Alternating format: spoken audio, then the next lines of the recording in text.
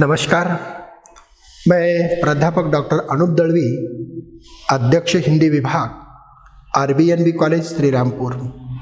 आज हम TYBA इस कक्षा के अंतर्गत हिंदी साहित्य का इतिहास इस विषय में गद्यकारों का परिचय जो पाठ्यक्रम में निर्धारित है उसका अध्ययन हमें करना है।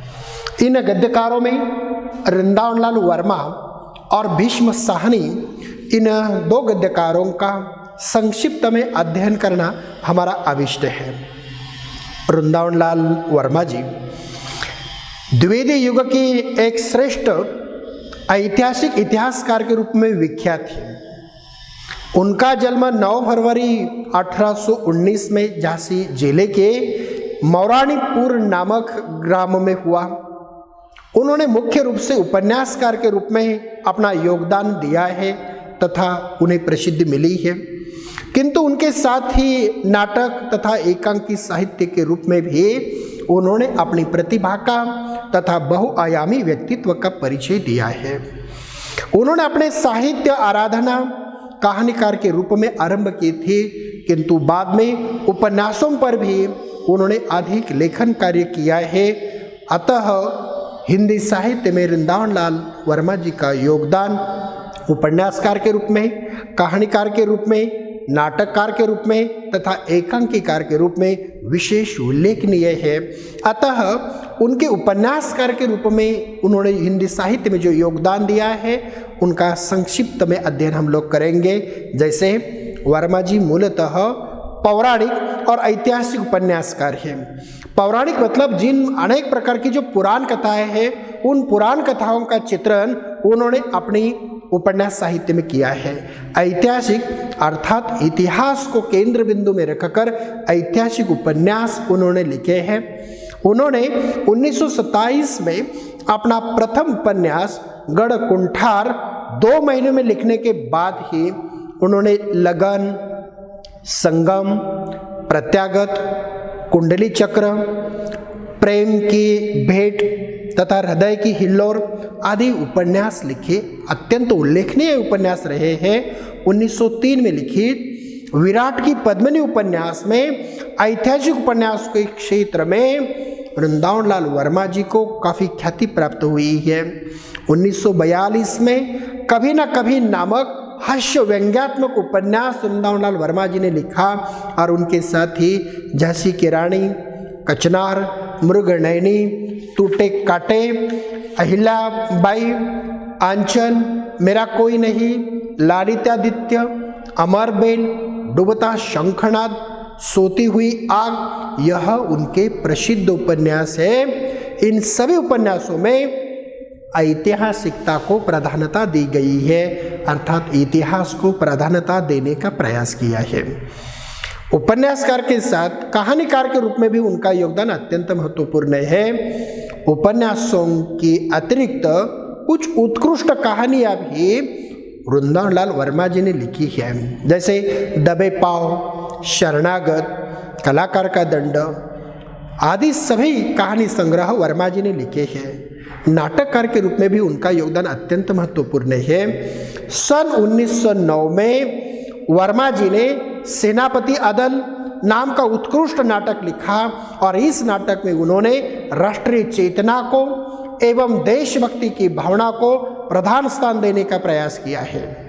राष्ट्रीय भावना को उन्होंने वाणी दी है और यही कारण है अंग्रेज सरकार ने इस रचना को जब्त कर लिया, कारण उसी समय भारत पर अंग्रेजों का आधिपत्य था और ऐसे समय में अंग्रेजों के विरुद्ध लिखना तथा राष्ट्रीय जागृति निर्माण करना यह कठिन कार्य था, परंतु उन्होंने अपने नाटकों के माध्यम से उन्होंने वह कार्य किया है। उपन्यासकार, कहानीकार, नाटककार के साथ साथ एकांकीकार के रूप में भी उनका योगदान हिंदी साहित्य में अत्यंत महत्वपूर्ण है। वर्मा जी ने अनेक श्रेष्ठ एकांकियों का निर्माण किया है। जहादर शाह, पील पाव, सुगुन, लो भाई पंचो लो आदि एकांकी संग्रह उनके विशेष उल्लेखनीय है जो अब तक प्रकाशित हो गए हैं। वृंदावनलाल वर्मा जी ने व्यापक भूमि पर इतिहास को साहित्य में प्रतिष्ठित करने का प्रयास किया है और परिणामतः भारत सरकार, राज्य सरकार, उत्तर प्रदेश सरकार, मध्य प्रदेश तथा राज्य सरकार के द्वारा विभिन्न साहित्य सेवी जो पुरस्कार है वह वृंदावन लाल वर्मा जी को प्राप्त हुए हैं। अतः विभिन्न प्रकार के पुरस्कारों से वृंदावन लाल वर्मा जी को सम्मानित किया गया है। उनके साहित्य सृजन के कारण उन्हें विभिन्न प्रकार की उपाधियों से विभूषित किया गया है। वृंदावन लाल वर्मा जी के साथ भीष्म साहनी का योगदान भी हिंदी साहित्य में अत्यंत उल्लेखनीय है। भीष्म साहनी नई कहानी दौर के अत्यंत चर्चित कथाकार है। इनकी हिंदी संस्कृत की शिक्षा अपने घर पर ही हुई थी। उन्होंने पंजाब विश्वविद्यालय से PhD तक की जो उपाधि है वो उपाधि प्राप्त की है तथा बाद में दिल्ली विश्वविद्यालय की दिल्ली कॉलेज में वह कार्यरत रहे। उनकी कहानियाँ तथा उपन्यास के पात्र काफ़ी देर तक हमारी स्मृति में रहते हैं तथा पाठक उनके पात्रों को कभी भी भूलते नहीं। चिरकाल तक उनके जो पात्र है उनका गहरा प्रभाव पाठकों के स्मृति पटल पर रहता है। उनके उपन्यास मानवीय मूल्य और संबंधों की ओर संकेत करते हुए दिखाई देते हैं। उनका पहला उपन्यास झरोखे यह 1967 में प्रकाशित हो गया था। प्रगतिशील दृष्टि उन सभी उपन्यासों में मुखरित होती हुई दिखाई देती है। झरोखे के बाद कड़िया नाम का जो उपन्यास है वो 1970 में लिखा, तमस 1973 में, बसंती 1980 में, मैयादास की माड़ी 1988 में, कुंतो 1993 में और नीलू, नीलोमा, नीलोफर ऐसी उनकी रचनाएं 2000 में प्रकाशित हो गई है।